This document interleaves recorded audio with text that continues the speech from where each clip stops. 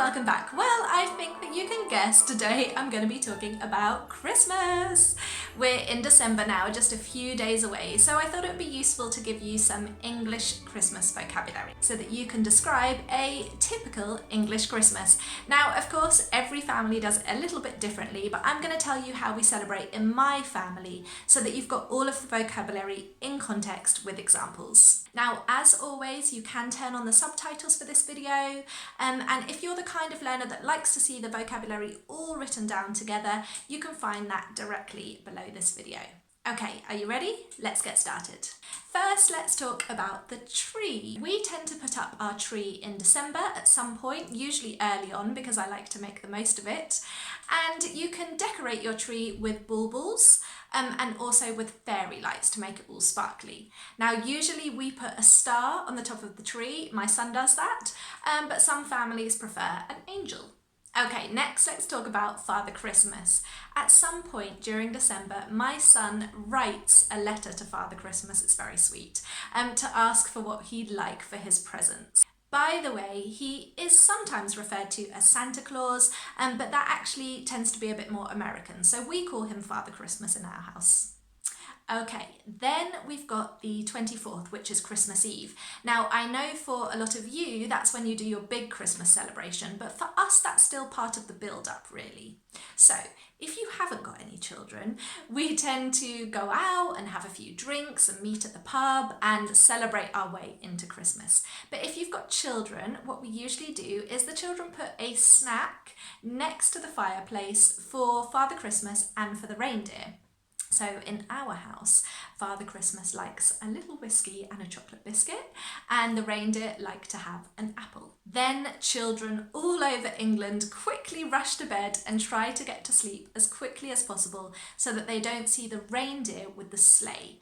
That's actually quite tricky pronunciation, completely different from the spelling, sleigh. Okay, so they don't want to see the reindeer in the sleigh, and they don't want to see Father Christmas come down the chimney into the fireplace, of course, because it's got to all be a surprise. So Christmas Day is the 25th, of course, and then the children rush downstairs in the morning on Christmas Day to see if Father Christmas has left some presents in their stocking. Now, this is my son's stocking, and a really good friend of mine made that for him when he was first born, so that was a very sweet present, and we still have it today. Okay, so next comes the meal. We start preparing the meal, which is usually roast turkey with all the trimmings. Now, all the trimmings means roast potatoes, lots of vegetables, including sprouts, which nobody really likes, but you kind of have to eat because it's tradition. What else? We have stuffing. And we have pigs in blankets, which are mini sausages wrapped in bacon. And then we cover all of that with gravy, which is kind of a meat sauce. The cooking takes a long time, and it's a really important part of the day, although I'm actually never allowed to be involved in the cooking because I'm not a very good cook, but I do other things like laying the table and getting some side dishes ready. Now, just before we eat, we actually pull crackers. These are crackers, and inside there's usually a party hat, a little joke, which is often pretty terrible, and some sort of treat, maybe a small gift or a magic trick. Shall I pull this one and see what's inside?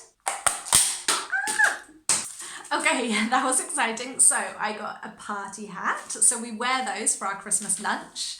I got, as my gift, a mini set of screwdrivers. Can you see those? That's actually really useful. I quite like that one. And then I got a joke. Do you want to hear the joke? What do you find in Santa's drinks cupboard? Festive spirit. See, I told you the jokes are pretty bad. Okay, so once we're all wearing our party hats, we can start eating, and it's really important to stuff yourself with food until you literally can't breathe anymore. I think that's kind of a tradition in every household at Christmas. Right, so how do we spend the afternoon?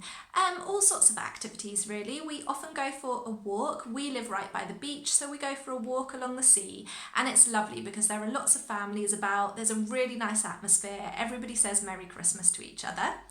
Then we come back, we sit by the tree and we open our presents to each other, which is a really nice moment. Often we have some Christmas music on and we might have some more food, maybe chocolates or a cheese board, and we just enjoy seeing each other's experience of opening the presents. Then we spend the rest of the day chatting, enjoying our Christmas presents, reading, maybe watching a Christmas movie or playing some board games. It's a really lovely family day.